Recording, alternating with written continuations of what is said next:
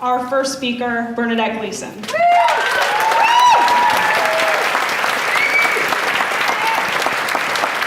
So let me say nice things about you. So to say that Bernadette has set New Hampshire on fire would be an understatement. From the moment I met her, something within me clicked. She validated for me that we are not all so different, that we are all moving through our lives trying to mitigate the challenges and the beauty of what it means to be a human being. And as we learn and celebrate multiple pathways, we must always remember to stay connected, to learn from and celebrate each other. And with that, I give you Bernadette Gleeson!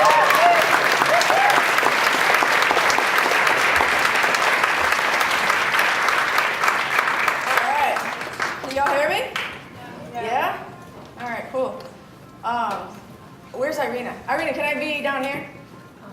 You run my life. Do I have to be up here? Am I good down here? What are you doing? Can't see you. Can I? Come here. Oh yeah, come up here. No, can I be down here? You can be down there. Yeah. Okay, cool. Irina, everybody! All right, I do want to take a moment. I know that Natalie, already said the different people that helped put this on, but I really want anybody to stand up that had anything to do with making tonight possible, because we really need to give them a round of applause. And if you're standing already like Liz and Natalie, just raise your hand. Come on, who had something to do with it?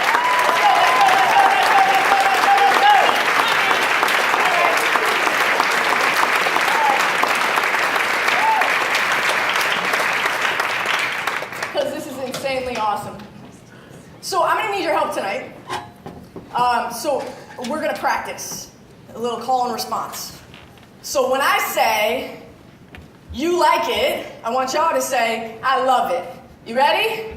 I say, you like it? I love it. You like it? I love it. Okay, cool. So when I went through recovery coach training back in Indiana some years ago, a mentor of mine, Nate Rush, him and his wife actually, or it's his ex-wife now, sorry, started Y12SR. He taught me that. He taught me, you like it, I love it. And we'll talk a little bit about that tonight. So I want to start by saying that I want you guys to love me tonight like glitter, okay?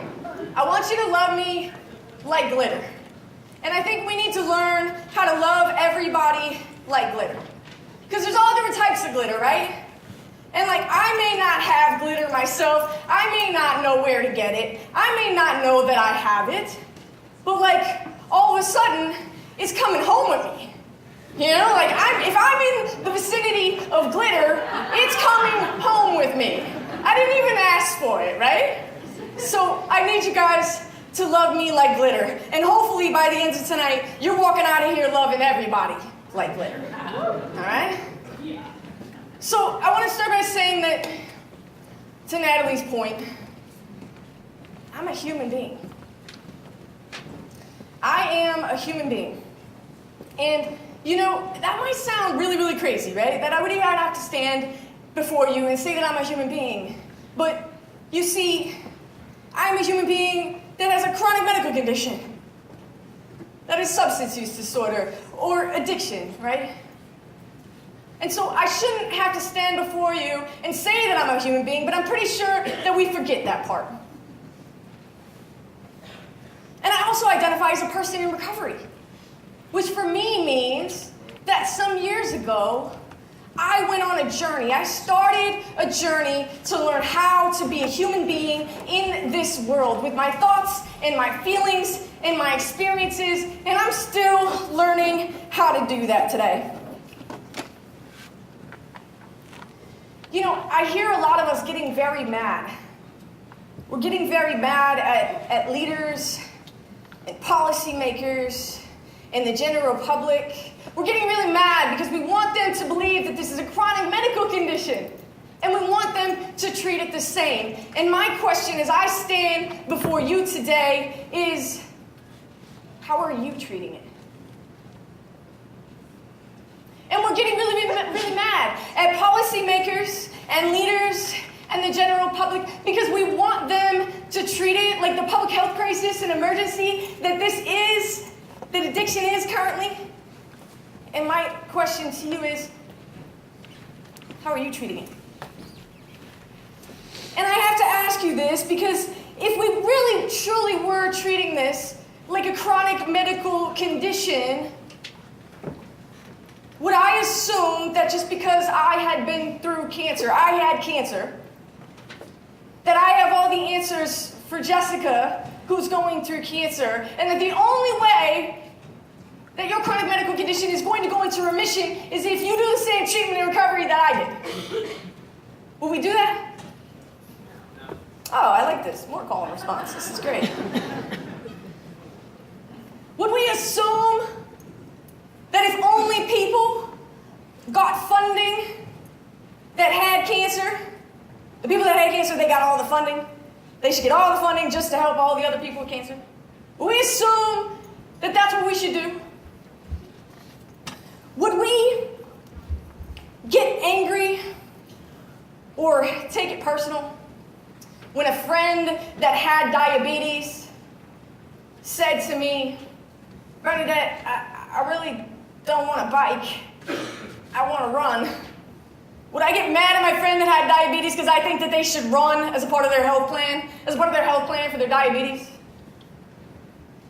Would I yell at them tonight if they still ate Snickers? Yes. Somebody said yes. Nicely done. Nicely played. Nicely played. Yeah, I like it. Would I tell my friend that had diabetes that they're not really working their recovery program if they're still taking insulin? Are we treating this? Oh, boy. That was like lightning. I like that song. Thunder, feel the thunder. Lightning and the thunder. All right. Would I yell at my child? Would I yell and scream at my child who has autism, for those of you that believe that addiction is more of a learning or developmental disorder? Would I yell and scream at my child who has autism while they're struggling with communicating or eye contact or expressing feelings and emotions? Would I yell at my child and say, you're not working hard enough, you don't really want it? And these are the questions that we have to answer. Would I tell my friend whose dad has Alzheimer's that she shouldn't go visit him? Because when he got diagnosed with dementia years ago, I don't really think that he did everything he could do to help mitigate the harm or the progression of his illness. Will we ever say that to our friends? When my aunt, who had MS, and these are all really important, and that's why we're going through this.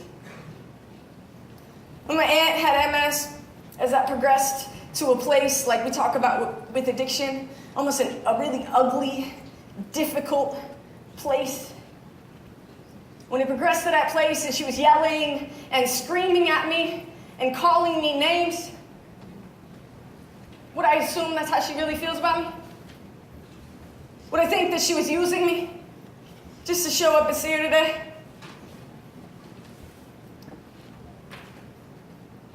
To our loved ones, our friends, our coworkers, people in this room that are trying to quit smoking, how many times does it take you? Huh?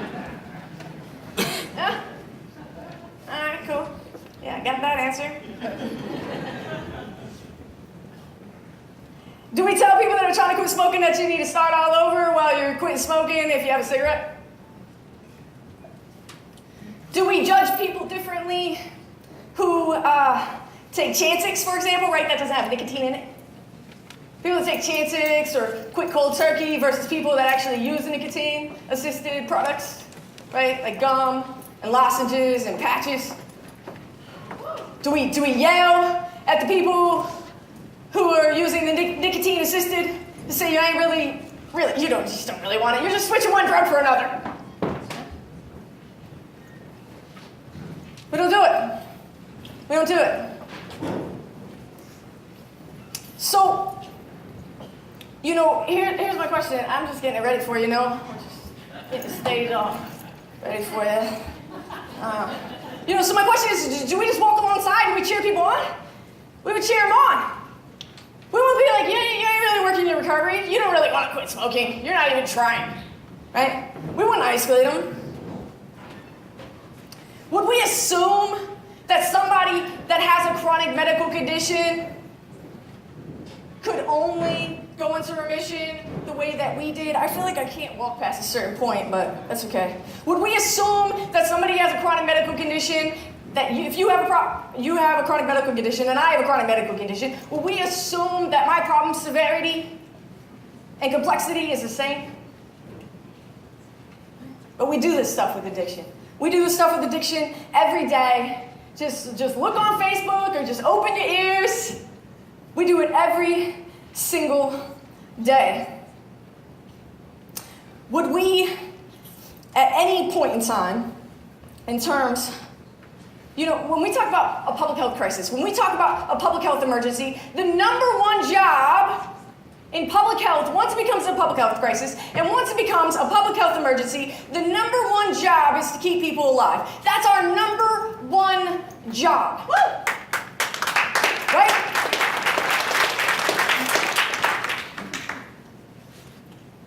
If this truly is a public health crisis, would we demand funding? Would we demand funding? If this truly was a public health crisis, an emergency, would we demand funding from the government and then say, you know what, we're not going to actually do anything because we're just waiting for FEMA to show up, right? We're just going to wait for FEMA to show up, right? Would we really assume, if it's truly a public health crisis, that not every single member of the public could be doing something right now? We would be asking neighbors and friends and co-workers, right? We'd be asking doctors, and we'd be asking everybody, if I live here and there is a flood, and there is a hurricane, or there is a fire, we are asking for everybody in my ecosystem to save me. But not with addiction. Not with addiction. If this truly was a public health crisis, an emergency, would we assume that only people who specialize in rescue and crisis response could help? Would we really care how someone gets out alive? Would you be like, oh no, Bernadette, you have to take the boat, even though the helicopter's right there? We'd never say that. We'd never say that. So, guys, what the hell is going on then? And, I contend to you that it's because we still don't believe that we're human beings first.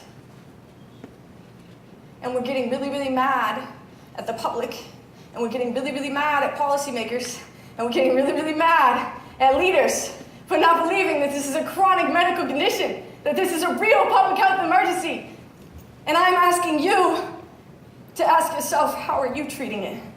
Because we're expecting them to buy into it, but we ain't even buying into it ourselves, the way that we talk to each other.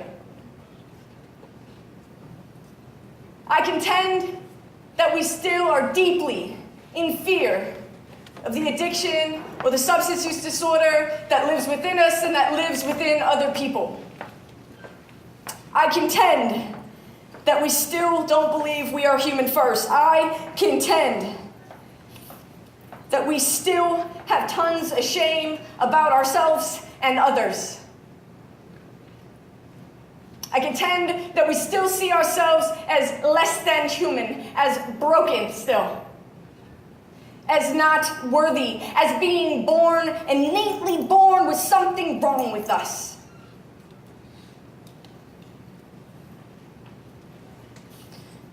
And we still believe that our addiction is all of us. Too many of us do. If we truly believed that this was a chronic medical condition, and I only mean chronic in that it's lifelong, if we truly believed that it was a chronic medical condition, then learning would be at the center of this. Learning would be at the center of this. And I will break that down in a moment. But if we believe that we're human beings first with a chronic medical condition, then I, like everybody else, would be allowed to fall down and to get up and to question and to negotiate and to think and to feel. I would be allowed to do that like every other human being.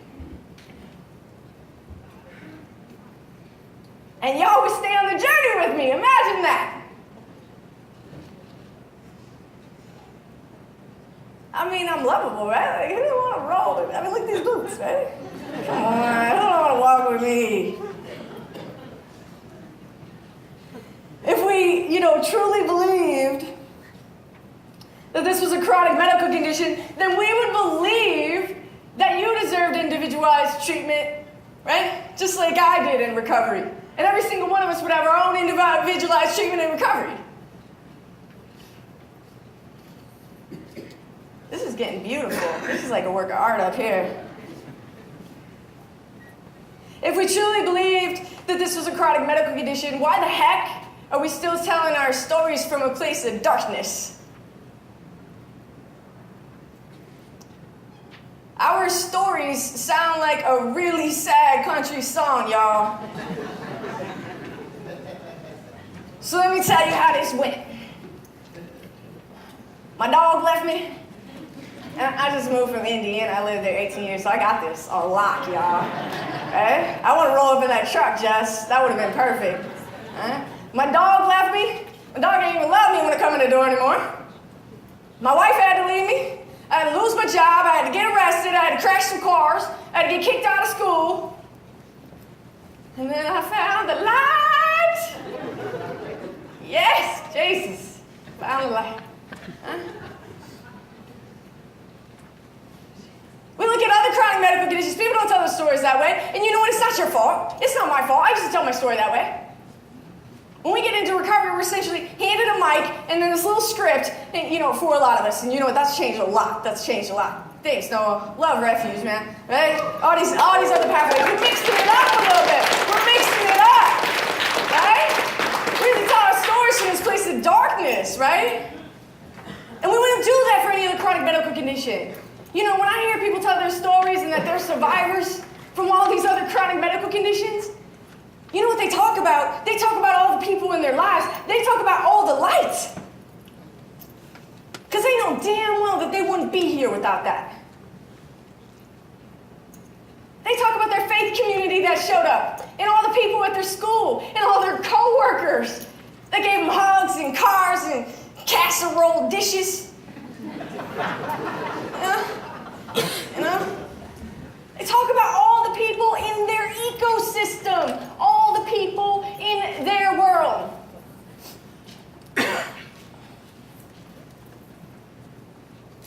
So again, if this truly is, a chronic medical condition and a public health crisis, if we would start to tell our stories from a place of light, you know what that would message to the public and every single person in our ecosystem? That they can do something. I can tell you we should start to tell our stories in 3 parts. What the heck did people say to me that directly impacted me being alive in recovery today? What the heck did people do with me? I'm not going to say just for me. What the heck did people do with me that directly impacted my opportunity to be alive in recovery today? And why the hell do I love being alive in recovery today?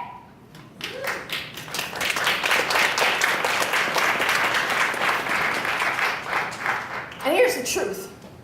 I'm not clinical, I'm not medical, and I don't really care what you believe about addiction. I really don't.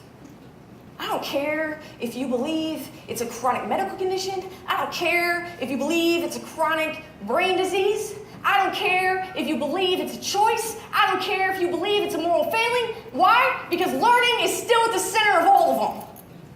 Every single one. So we can keep shoving down the public's face.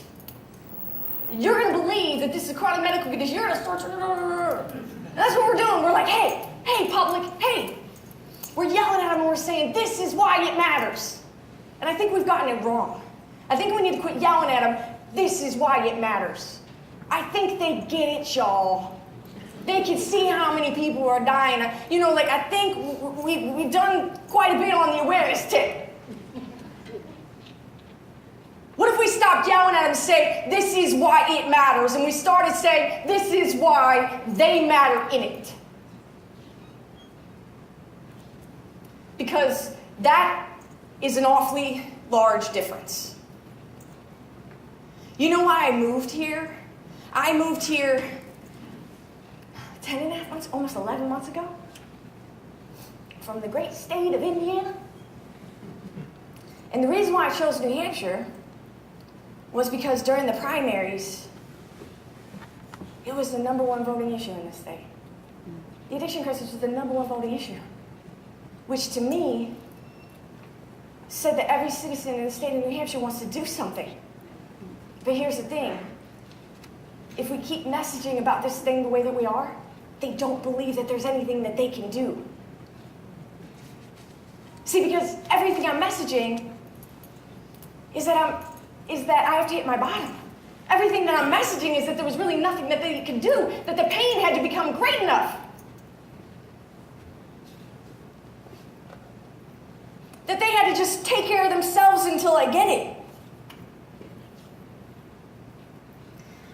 You know, the newest numbers out say that there's 25 million people in long-term recovery now. Let's go. Come on now.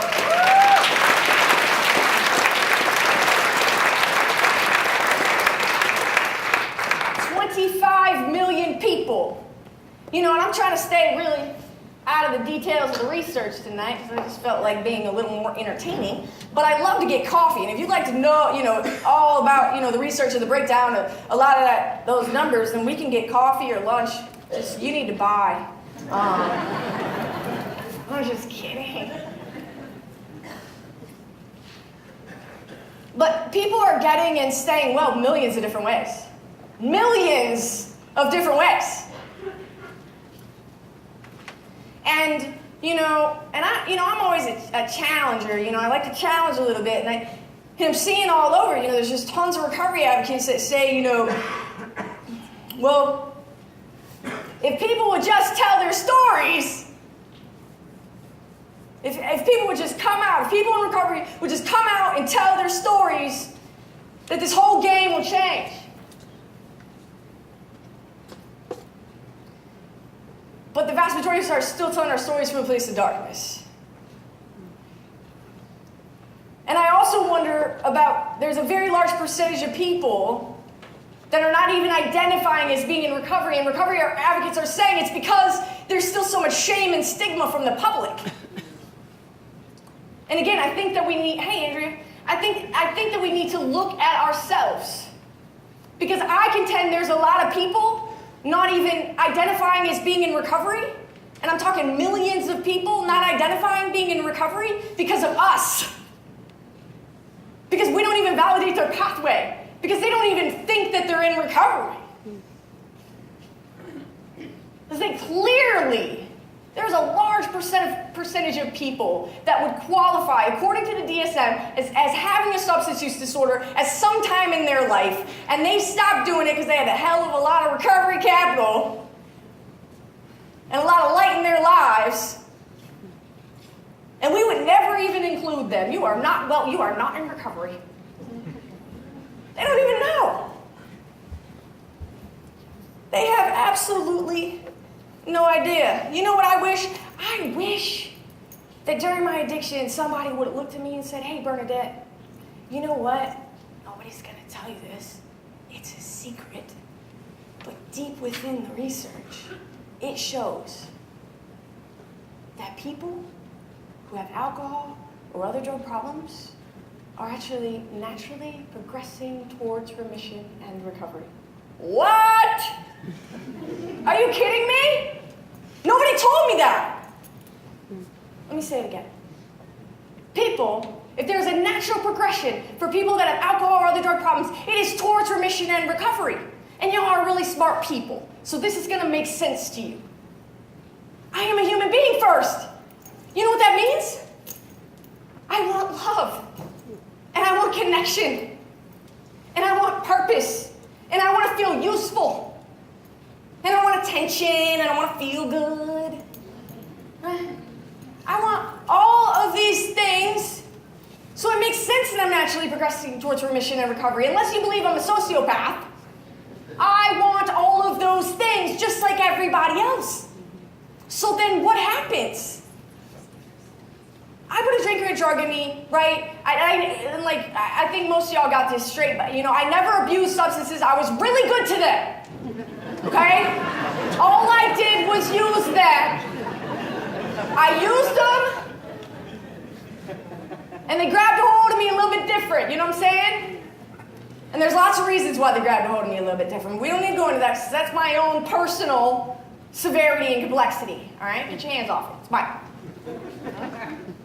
So here I am, naturally progressing towards remission and recovery, but my family says to me, Bernadette, why are you doing this to us? Isolate. And my friends say to me, B, I don't want to be around you when you drink, man. You're out of control. Isolate. The world's getting a little bit darker, y'all. I show up in my, faith community, and they say, Bernadette, when's the last time you took a shower? Isolate.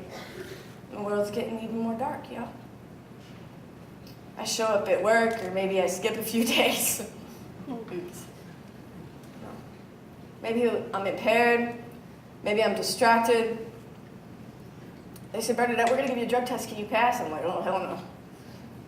So I get fired. Isolate. I mean, Lord knows I never felt like I could show up in these places and talk about it when it even started to become a problem. I might run into some of my law enforcement friends and get a little criminally justice involved. Isolate. I go to school, and they put me on probation, because I'm using. Isolate. So my world is just getting darker and darker and darker and darker. And I think we're all pretty smart. Where does addiction breed? Isolation. Addiction breeds in isolation.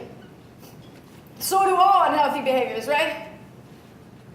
And so I'm going, by the time it gets to addiction, right? And the one thing that I know that we can all agree on, I've never heard anybody argue with, whatever you believe about addiction, I don't care. Nobody disagrees with the major characteristic, which is compulsive use despite negative consequences. So we're all really smart people. It means more negative consequences are not going to make me well. And so here I am, and I am going further and further into darkness. And for those of you that knows what addiction is like, it's like living in a dark, dark dome. And within that dark dome, I'm hearing everything everybody is saying about me, and I'm replaying it. And then I'm replaying everything that I think about myself as being broken, as being constitutionally incapable, as never going to get it, as being the black sheep, whatever it is, and my shame and my isolation, and it's getting darker. And then I'm also saying to myself, well, clearly I haven't had enough pain. Clearly I haven't hit my bottom, because that's what I'm hearing from everybody else. So my behavior is even getting more and more risky, because I need to have more pain, because I really do. I don't want to live like this. And that's the crazy thing to me. People that think we're still having fun.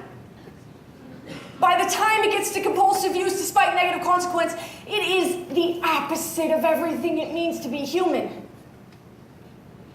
That's not fun. There's nothing about that that's fun. So, when I was a real late bloomer, when I put a drink and a drug in me at 21 and a half years old, I mean, it's not like I could cope with life before that. I just had other ways of not coping.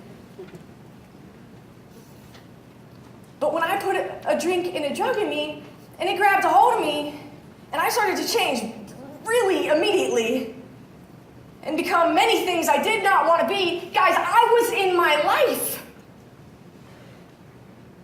And let's pretend you're everybody who lives in my world, in my ecosystem.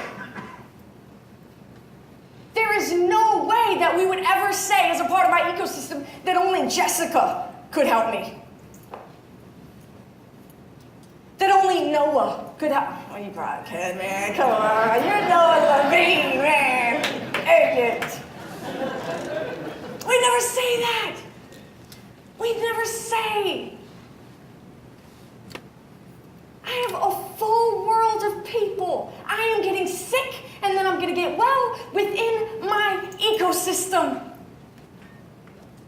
So the truth is that I need everybody in my ecosystem. That is the absolute truth. I don't need more darkness. While I am in my dark dome, y'all, I don't need you to be the whole flippin' sun. I just need each one of you in my ecosystem to be a little pinprick of light within my dark dome. I need you to learn how to show up human for this human. And be a pinprick of light. I don't need you to be the whole flippin' sun. Just one little pinprick of light.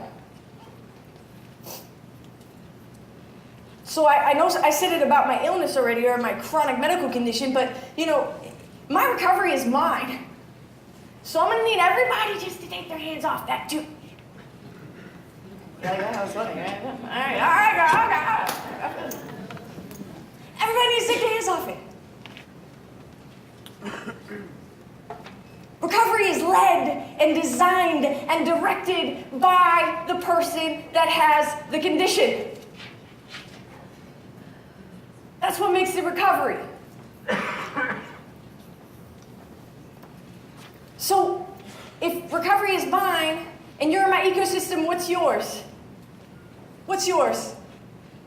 And what's yours?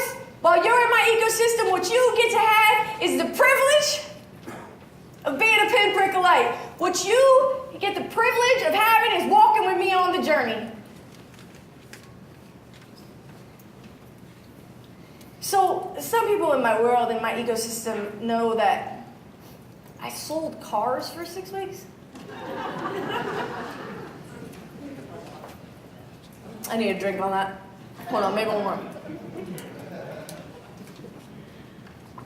So, I sold cars for 6 weeks. It was the dumbest decision of my life. And I made some really bad decisions. And, you know, I'm like an avid researcher, like I'm a total, like, how many people are part of the nerd herd? Raise your hand. Proud nerd herds? All right, yeah. So I love research. So even when I was selling cars, I decided to do some research on cars. You know, because I want to know. I want people to have what they want and need in their lives. Clearly, I care about this. And so I do some research on, you know, what most people want in their vehicles. And I find out that on pretty much everybody's must-have list is a sunroof. It's a sunroof. So then I dig into the research a little bit more. I mean, everybody says they need a sunroof, but people only use their sunroof like a handful of times a year. If ever. I have a sunroof. I mean, look at the hair, right? Like, I don't even open it. So why is it that people still say that they need a sunroof? Because we just love that it's there. It's an option. It looks cool. We like light. So you know what you get the privilege of being in my life? You get the privilege of being a sunroof. And I know that you're super special in my ecosystem. And here's the thing, I may not use you to your full capacity and capability as my sunroof, because you can do a lot of cool things, man. I may not use you to your full capacity, but I still need you to let in and give me light. I have to have it. So please, be a sunroof for me. That's what you get to be in my life. So, here's the thing. We know that people are getting well millions of different ways. We know that no matter what you believe about addiction, that learning is at the center of it. We know that this is currently a public health crisis and emergency, and yet we still got lots of opinions. And opinions kill. Y'all get to have opinions about what the best coffee in Keene is, okay? That's what you get to have opinions about.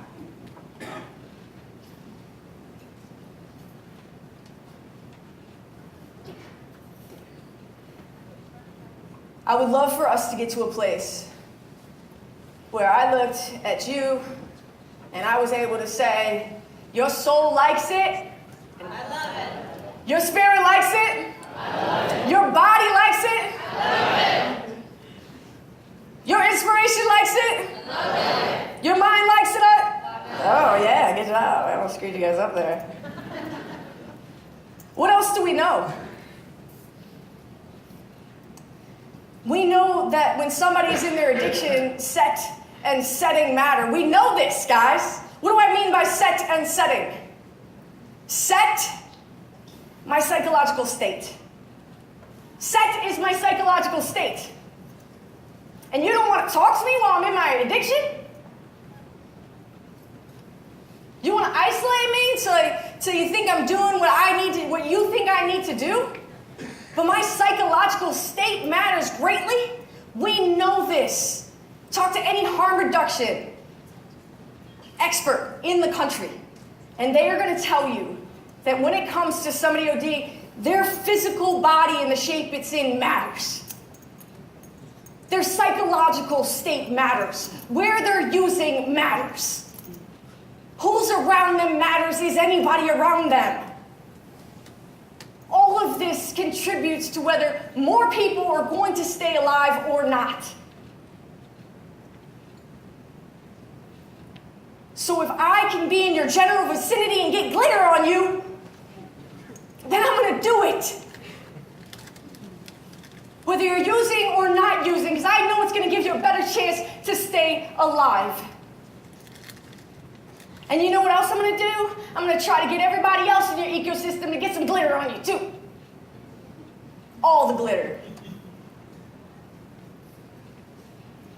If we say that we really want the number of deaths to go down, we have got to set our opinions, our pathways, our feelings, our stances aside.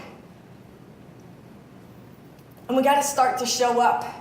And we got to have every single member of the public to start to show up differently. So yeah, I'm answering my phone tonight, and I'm texting tomorrow, whether you're using it or not. I think it's really crazy that we still think that helping somebody with their basic needs is enabling.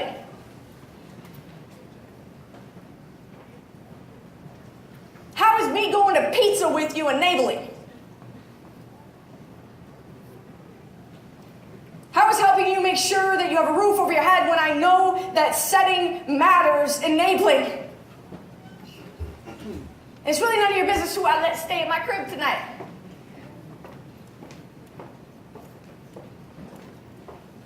You need a pack of underwear, I just don't consider it enabling. I don't know.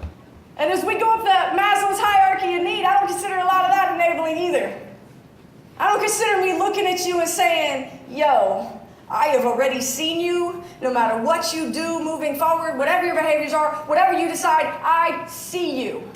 And I don't think that looking at somebody and really telling them why they matter and how bad they matter in this world and that we need them is enabling. For any other chronic medical condition, we learn how to take care of ourselves and still be in somebody's life.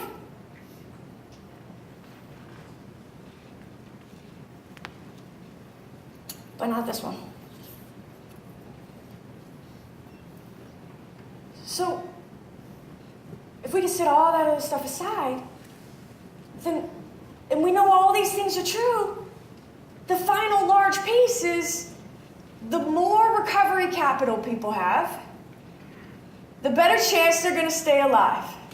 The more recovery capital people have, the better chance we have at shortening addiction careers while mitigating harm to self, others, and society while they are finding, because they're learning. Don't let anybody tell you that we're not learning all the way through our addiction. Because everybody's going to tell you that. It's not the truth. Disprove it. We're learning.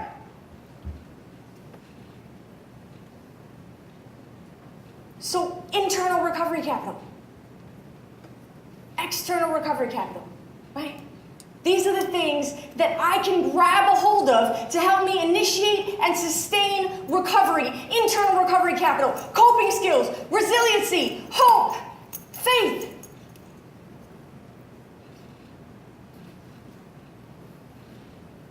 All the things that I need within myself to be able to learn how to be a human being in the world with my feelings and my thoughts and my experiences. How do I get recovery, internal recovery capital? How do I build it? How do I grow it? I need everybody in my ecosystem. Every single place that I turn, every single environment within my ecosystem, people could be learning how to help me grow this stuff. And we do it for kids. We do it for lots of people. We know how to do it. And if we don't, let's learn.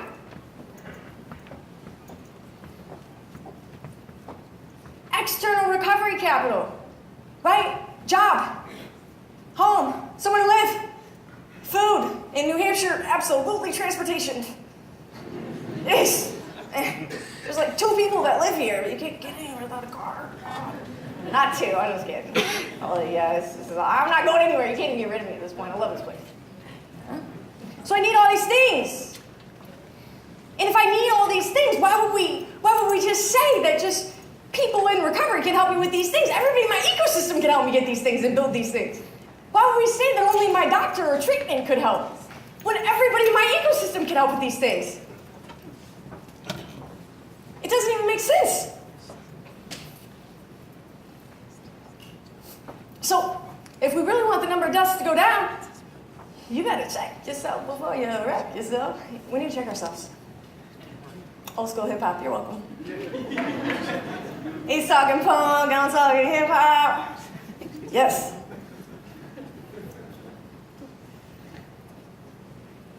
You know, my hope is that we all walk out of here tonight and we become true recovery carriers. We become true recovery carriers, and that we carry this message to everybody that we come in contact with and put learning back at the center. And teach people everywhere we go how to create the best environment for learning at every part of our ecosystem around motivation and change. That would be fantastic.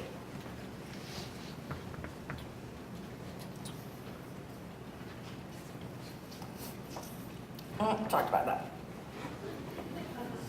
So, please don't get mad at me, the person with the chronic medical condition. Stop getting mad at me because you lack the skills.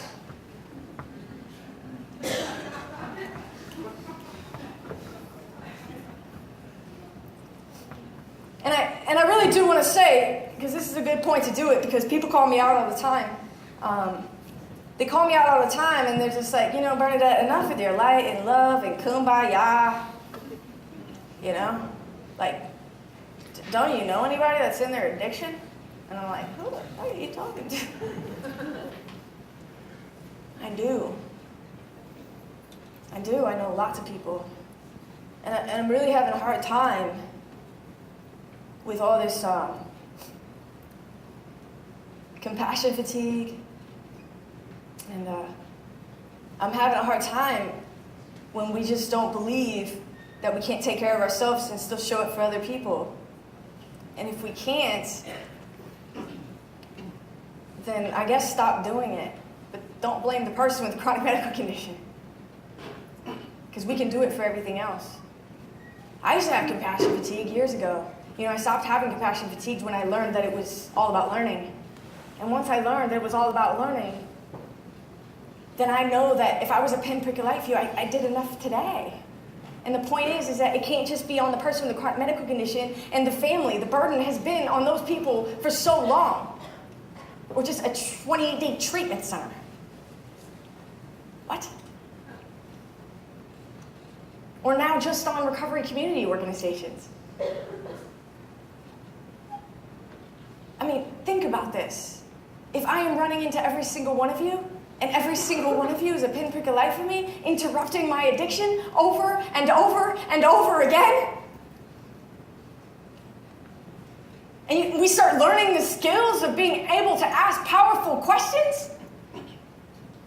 And not questions that take me down a path for where you want me to get to. We know what those are like. Parents are really good at those. Parents, you guys. But like actual, wow, I shouldn't have done this. But like actual curious questions like little kids ask, like will you actually take an interest in me? In who I am today? It might be the first time in years that somebody asked me a question and they were genuinely curious about my thoughts and my feelings, and they didn't sit there and assume that I was just lying to them. Wow. How amazing would that be? And what if we learned some skills around while we're asking those powerful questions, some mirroring back to me? And whether that actually truly aligns with what I've said is important to me, not what you've said. And what if we learned how to develop some discrepancy of whether my answers are fear-based or conscious-based? I mean, what if we learned these really simple things? You know, it really is a good time to talk about boundaries because, again, people get mad at me because they say, Bernadette, it's just not all light and love. It's not all light and love. It's not going to solve it. Well, I just want to stand before you. Let's get it on record. I support boundaries. But I don't like the boundaries the way we talk about them. I don't like them at all. I don't even understand it. Oh my God, that's so rude. Excuse me. So, here's the thing. We talk about boundaries in a way like building a wall. We do. We talk about boundaries as it being this very fixed, like, you're not doing what I do, I'm scared, I'm coming from a place of fear, so I put up a wall, right? So I can take care of myself. But I want to talk about boundaries like Dirty Dancing. How many people have seen Dirty Dancing? All right, not everybody get turned on at once, okay? Just keep simmer down here. Huh? I know it's not going to be a tough leap. Just pretend I'm Patrick Swayze. Let's go. I feel better about myself already. So you know that scene, and I call it Swayze Black, right? He's got like that sexy black tank top on. You know what I'm talking about? I don't even like dudes like that, but he's hot, right? He is hot. Okay. So he's got the black tank top on, and he's like, this is my dance space. This is your dance space. But what if we did boundaries that way? What if we did boundaries that way? What if it was from a place of offensive boundaries instead of defensive ones? Because a defensive boundary looks real different. It's like fighting, it's defensive, it's angry, it's walls. But offensive boundaries come from a place of my core. They come from a place of my values. If you don't know what you value, it's a good time to start. And I'm talking like a super ripped six-pack, like sexy core, right? Like strong, sturdy core. That's where my values live. So if I make a decision from the place of my values, then I don't get mad at you when I give you something or I do something for you. Because that's who I am. I don't care what you do with it.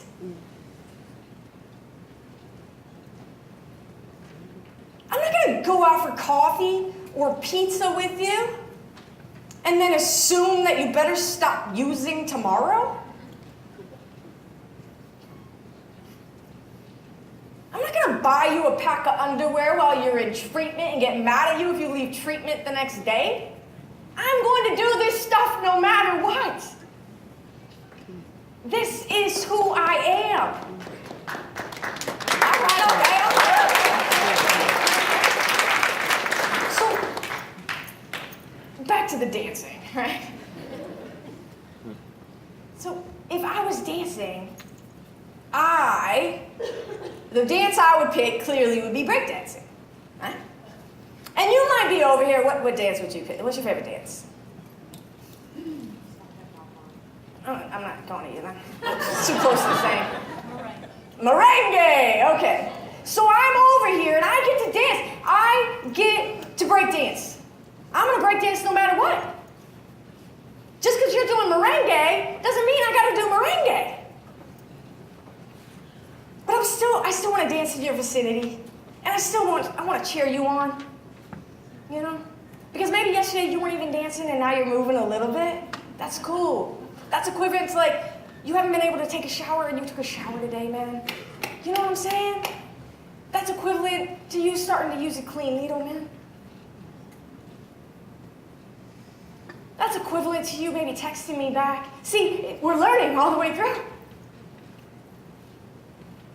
You get to dance any way that you want to dance. I don't get to tell you how to dance, and I'm going to still be over here. I'm going to do my dance. I would really love if we'd start to dance like Patrick Swayze.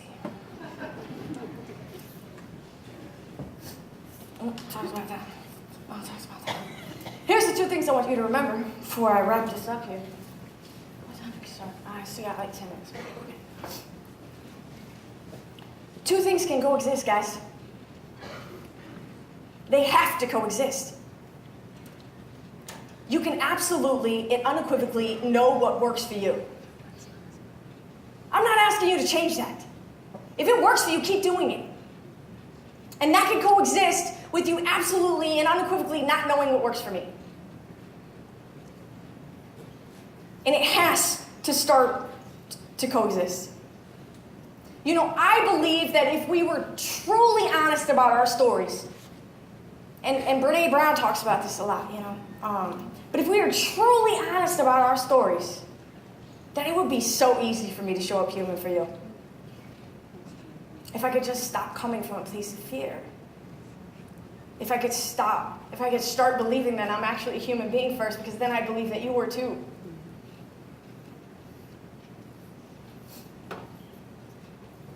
So, I really just think of 5 things that I hope are kind of your takeaway before we do the power slam to get out of here.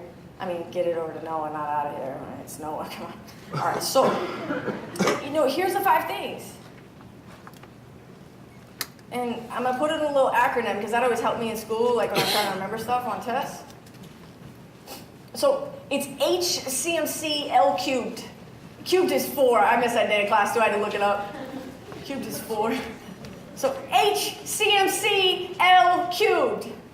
H, remember, we're just human beings first. With a CMC, chronic medical condition. And if we, you know, truly believed that, then we would put learning, that's the first of the cube, at the center of it. Light, we would be the light for people over and over again as many times as it took. And if you like it, those are the last 2 L's, like and love. I don't see why it's difficult. It's so easy when somebody comes to me and they say, you know, B, I just want to smoke one last joint a day. I'm like, you like it? I love it. If I learned some of these other skills, then I can reflect and mirror back over a period of time whether that's working for them or not. But they get to decide that. And just because I've decided today that that's not something that I can do, I want them to stay alive. Do you know where people die? People die in isolation. Physical, mental, spiritual, or emotional. I don't want them to be isolated. So if it keeps you around me, around us, in the ecosystem, then you like it. I love it. I know it's a hard leap. It was a hard leap for me years ago too. But learning is at the center of it. Did that. I'm going to clean this up, no, I promise.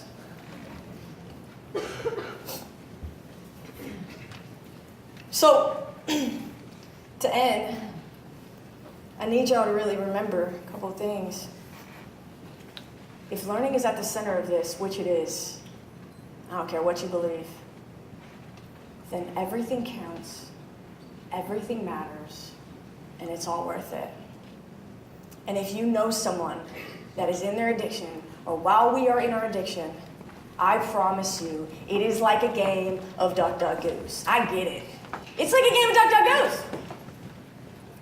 But here's the thing. If everybody in my ecosystem doesn't believe that there's anything that they can do for me, until I'm ready, until I have the desire, until I have the willingness, until I do it the way that they think I should, then everybody in my ecosystem is not going to participate and show up and play in the game of duck, duck, goose. But I need everybody to participate in the game of duck, duck, goose, because if you don't participate in the game, then how the heck can we change the game? So I need every single person in my world to be turned around playing the game of duck, duck, goose for me. And if you know somebody in their addiction, or if you remember what it's like to be in yours, this is why it's like duck, duck, goose. Thanks. No, I don't. No, don't want your help. No, not going to take your hand. No, not going to. Thanks. No, not going to take your hand. No, I'm going to take your hand, sir.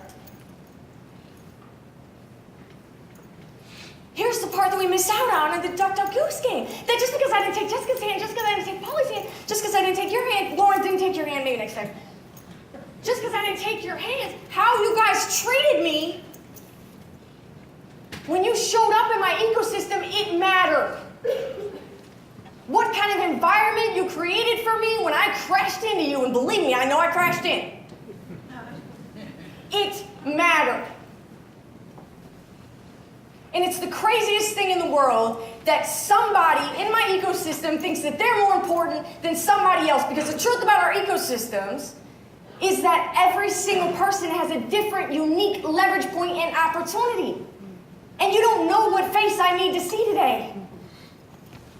Don't tell me that just because you're in a person recovery, you can replace my daddy. My daddy is my daddy. I need my daddy to show up for me. Nobody else in my ecosystem can be Arvina Owens. Nobody. Right? Say it. Nobody else in my ecosystem can be John Burt. Nobody else in my ecosystem can be Amy Michaels. Nobody else in my ecosystem can be Jessica White. Nobody else in my ecosystem can be my medical doctor or my therapist.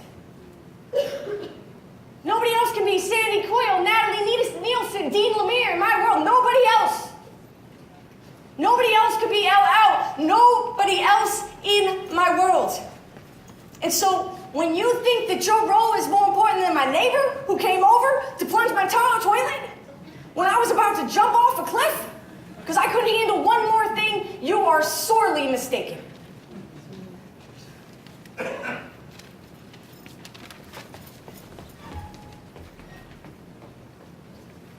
So I need audience participation here. And I'm going to ask you to be vulnerable with me. And I'm going to ask everybody to stand up.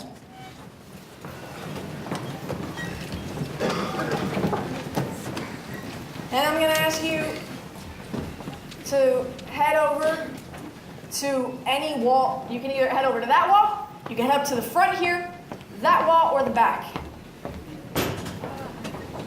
You got to be on the wall or by the stage or the back.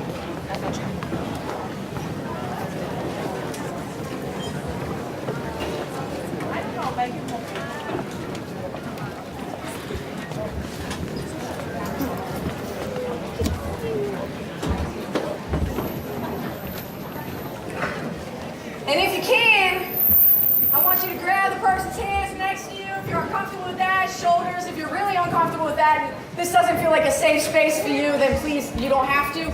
I want everybody to feel safe. Coffee's all over the floor. No cheese.